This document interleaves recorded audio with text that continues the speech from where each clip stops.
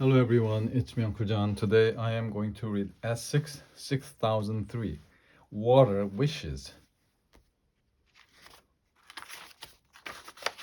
Chapter 2 The Hiding Place. It only took Polly a moment to realize that Joe's eyes were closed. She whipped the bottle behind the back.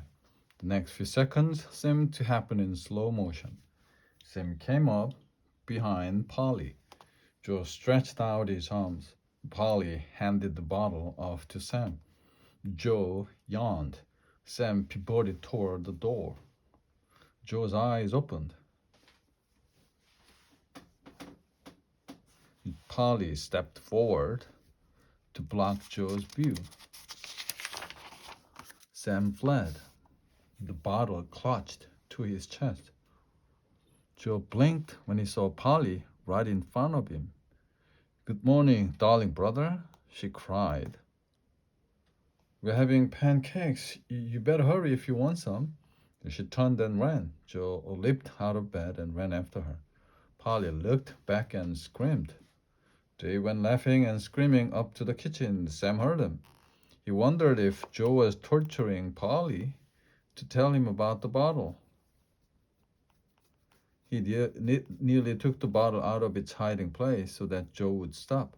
Then Sam decided that Joe wouldn't really hurt Polly. He would get in too much trouble. And Joe was usually pretty nice for a big brother.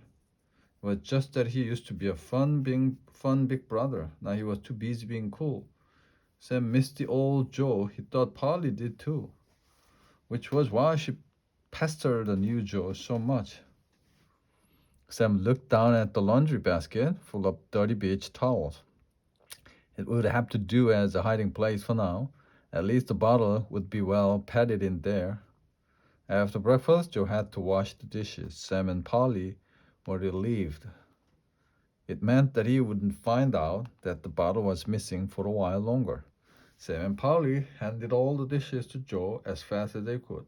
He hated doing the dishes, especially without a dishwasher.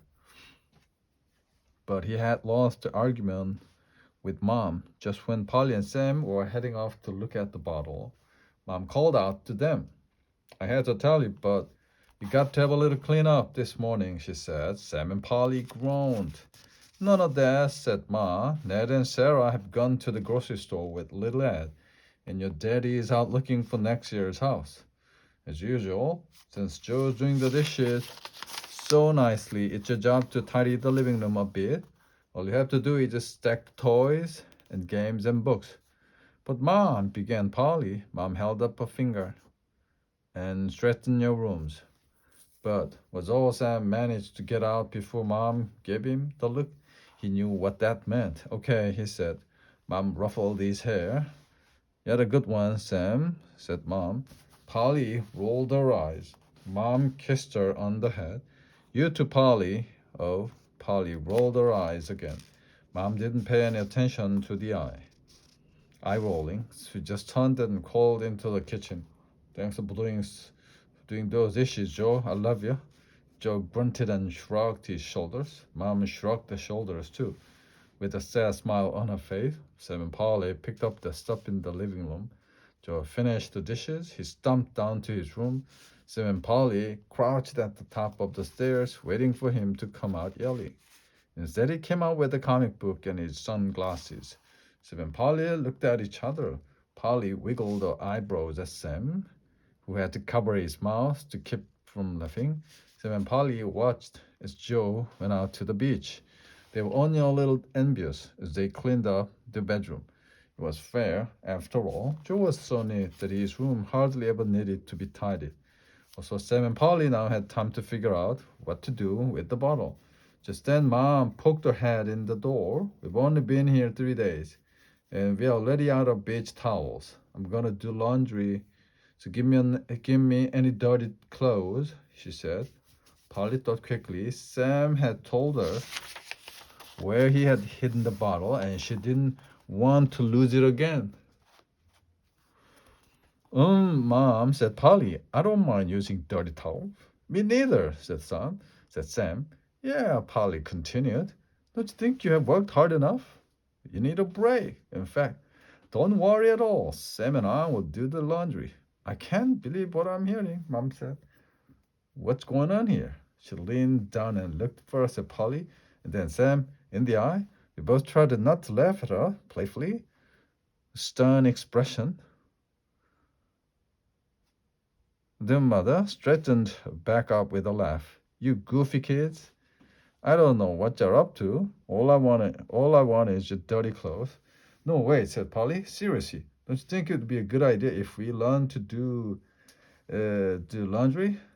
I mean, what if something happened to you? Isn't laundry a good thing to know? I wouldn't want to grow up wearing dirty clothes, and neither would Sam. No way, said Sam, holding his nose. Kids never cease to amaze me, Mom said, gazing skyward. Okay, you win. Laundry lessons it is. You can start by bringing me your dirty clothes. Polly and Sam each gathered a pile of dirty clothes and towel. They carried them to the washing machine, which was right outside the bedroom door. Over her armload of laundry, Polly saw Mom lifting a towel from the top of the laundry basket. Stop! Shrieked Polly. Mom dropped the towel. She stared at Polly. She doesn't want to miss a single step. She doesn't want to miss a single step. Sam said seriously. I guess not. She looked at Polly sideways. Are you sure you feel okay, Paul? Yes, Polly answered. It's like Sam said. I just don't want to miss anything. Mom looked doubtful. All right. If you say so. She picked up the towel again. Polly's mouth opened. The mom's eyebrows rose. Polly's mouth shut. I'm explaining. This is called the sorting. You sort out the lighter colors from the darker color. You wash them separately. That way the dyes from the dark can bleed into the lighter colors. Remember the time you did the laundry and everything turned pink? That was because you threw everything in together and the dye from a red shirt in the laundry colored everything that was lighter. Yeah, said Polly. I remember you had to buy him new underwear. I get the dye thing. Yeah, it's cool, said Sam. He nodded knowingly. Mom had a funny expression on her face, but she went on bravely. It's very cool, so we'll mostly have dogs in this load because beach towels are usually bright. Now, how about you two sorting the laundry while I put the soap in the washing machine? Mom waited for Polly and Sam to want to know how to add the soap, but they were already sorting. Mom turned and shook her head. Behind Mom's back, Sam held up the bottle. He put it behind his own back. Mom, Polly said. Yeah, asked Tom. Asked Mom, still measuring soap. I think maybe we have learned enough about laundry for today. Mom looked at the half-sorted pile. She sighed and put the measuring cup down. Sam and Polly looked hopeful. Oh, go on, said Mom. She waved her hands at them. Shoo, shoo. You're the greatest, Mom, Polly said. Ever, said Sam. Mom bent down to finish the sorting. Sam and Polly ran up the stairs. Mom looked after them. She shook her head for the millionth time and went back to the laundry. Chapter 3, The Message. The sun disappeared behind the cloud as Sam and Polly ran out of the house. They were ready to run down the stairs along the wooden walkway to the beach. Then they saw Joel down on the beach. They could see him bobbing his head to music from his Walkman and singing into a rolled-up comic book. It would have made them fall down laughing. They hadn't had other things on their minds. Instead, Polly just said, "Other way," and they doubled back and went out the front door. High dunes blocked the view of the sea and rockstar Joe. Sam and Polly crouched between the dunes out of sight. They looked at the bottle. The bottle had a fat belly. The neck was a couple of inches long, with a cork stuck in it.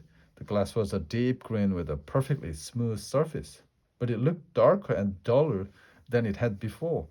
Polly frowned. So did Sam. I thought it was lighter, she said. Maybe I mean brighter. It was, said Sam, and it looked like there was something in it. Really? Asked Polly. Sam nodded. Polly turned the bottle over in her head. Should we pull the cork out? Sam looked unsure. Are you scared? Polly asked. Sam shook his head, but it was a little shake. Polly grinned. Maybe something will come out in a big puff of smoke and grow bigger and bigger until it's a giant monster. with huge fangs and spiky claws. Sam stuck his lower lip out.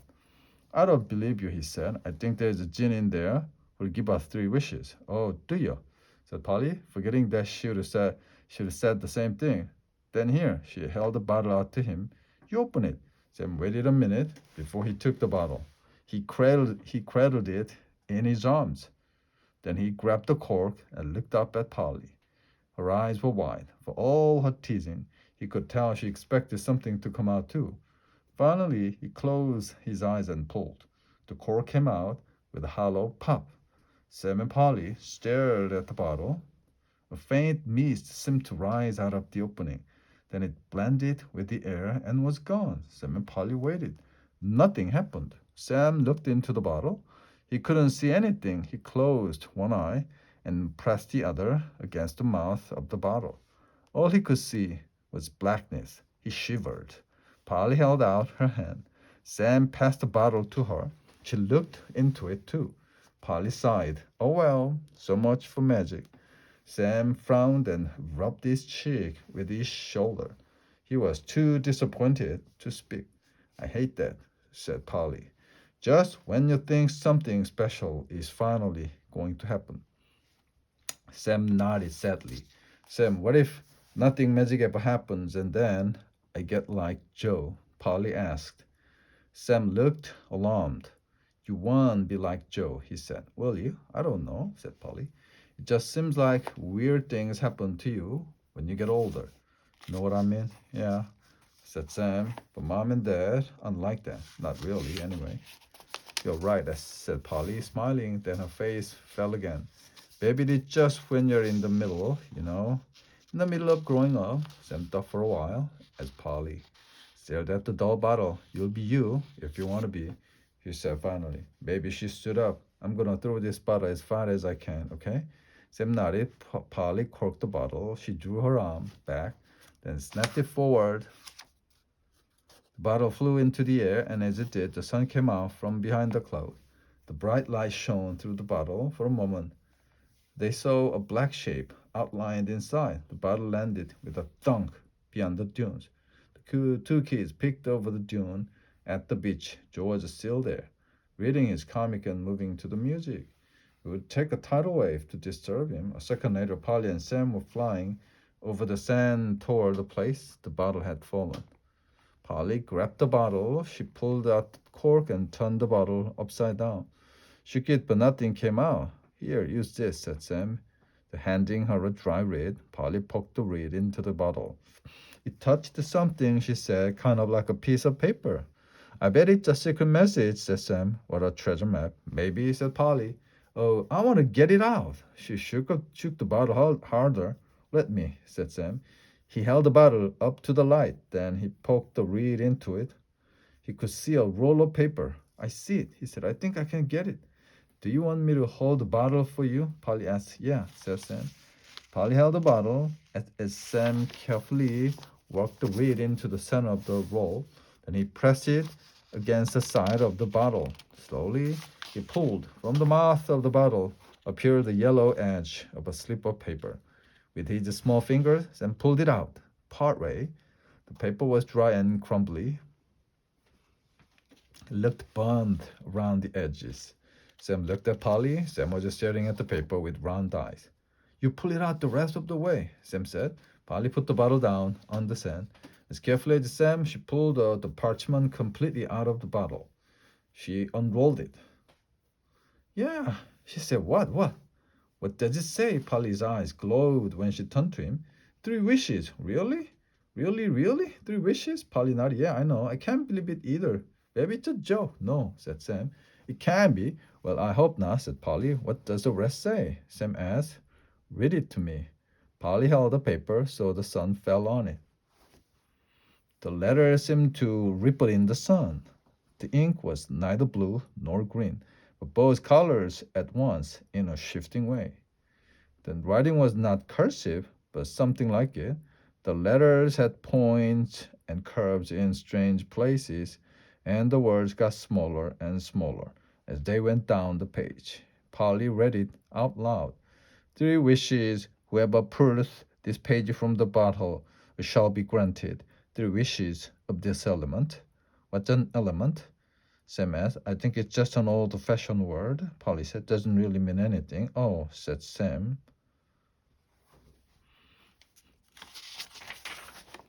Polly read on. She pointed to the word so Sam could follow. The next part was in smaller letter. Read the rules in fine print. What fine print? Sam asked. It means the writing is nice. Polly said, it's fine. Oh, said Sam, looking at the flowing words. I hate rules. Polly did too. She read the smallest words on the page. Rule number 1, no wishing for more wishes. Oh, said Polly. Shoot, it was exactly what she had always planned to do in this situation. Keep going, Sam urged. Rule 2, wishes work only in the element noted. What's element mean? Sam asked again. Polly ignored him and continued reading. You can't keep what you wish for. That's it? Sam asked. Do you rules for 3 wishes? What about that? He pointed to the ink at the bottom of the page. Oh, that's just a design, said Polly. To make it even fancier, Sam looked at the design. It looked like a little waves, and the waves seemed to be moving. Sam looked away. He felt dizzy. Polly was staring out at the ocean. The rest of the family had joined Joe on the beach with umbrellas and chairs. The clouds had disappeared completely. Let's plan the wishes, said Polly. Why can't we wish right now? Said Sam. I know what I want. I've read too many fairy tales where people are stupid, said Polly. But, said Sam, remember the story about the guy wishing his wife had a sausage on her nose? The Polly continued. That was a dumb wish. We don't want to wish something by accident and have to use the other wishes to fix it. Okay, said Sam. But he thought about what Polly would look like with the sausage on her nose. Great, said Polly. Well, think about it and wish after lunch. As they walked back to the house, Sam wondered how Polly had gotten to take charge of the bottle. Chapter 4. Rotten wishes. After lunch, Polly and Sam went into their room to talk about the wishes. Polly pulled the bottle from the pocket of her raincoat in the closet. Sam got the rolled parchment out of his underwear drawer. They placed the bottle and paper in the center of the room. Polly got out a drawing pad and a pencil. Let's make a list of what we want to wish for, she said. She turned to a blank page on the drawing pad and got her pencil ready. To fly, Sam said quickly. That's a good one, said Polly. She wrote it down, flying. Then she added, famous, money, beauty. But you can't keep it. That's the rules, I know. But I thought we could at least try. Those things can be really helpful. Like if Mom and Dad had money, they wouldn't have to work and we could live at the beach all the time. Put down toys then, said Sam. A new car, so Mom and Dad can both have a car. Polly wrote toys, new car. Then she also wrote never grow up. Okay, Polly said, that's enough to start. Let's choose one.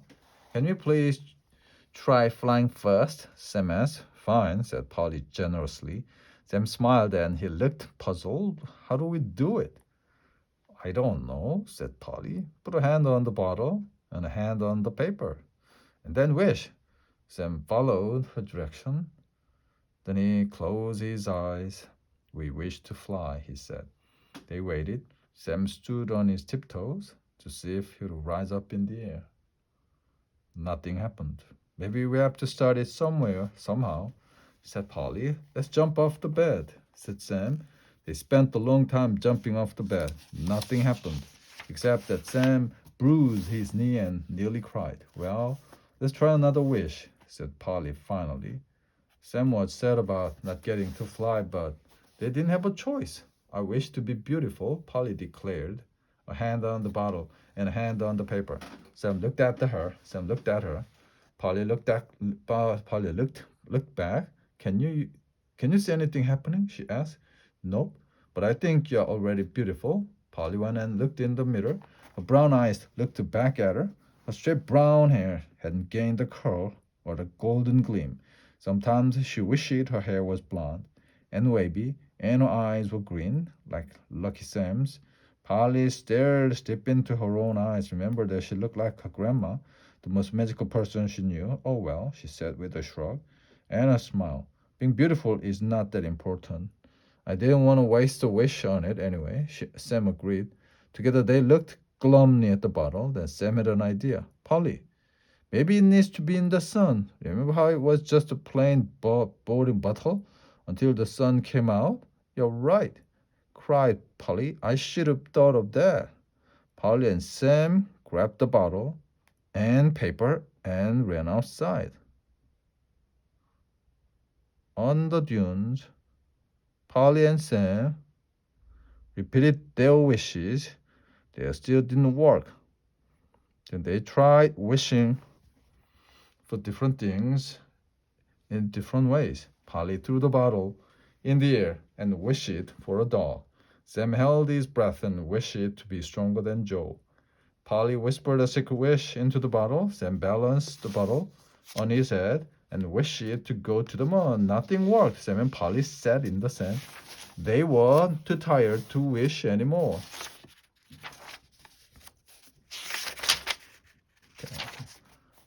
I guess that's it. It's just a joke, a really mean joke.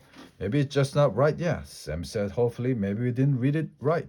Maybe we got the rules wrong. Let's look at the paper again. They unrolled the paper. Everything looked the same. Polly read it out loud until they both knew it by heart. I can't figure it out, Polly declared. I might as well wish to be a mermaid or something really silly. Suddenly a terrible roar that filled the air. Polly and Sam looked up. The sea looked as if it was boiling on the beach. Everyone was gathering up towels and chairs and heading back to the house. Sam and Polly tried to get up, but they couldn't move. The waves got closer and closer. Finally, a giant wave flung itself up on the dune. The water reached out from tipped fingers to them. One finger grew longer and longer until it gently touched the Polly's big toe. There was a giant thunderclap, and rain started pouring down. Sam found he could move. He took off down the dune, but Polly was still sitting on the sand. Come on, Polly, Sam shouted. We've got to get inside. I can, she screamed through the rain. Sam ran back up the dune. What's the matter? He asked. Polly pointed down. Her legs were gone. In their place, it shimmered the silvery blue-green tail of a fish. The end.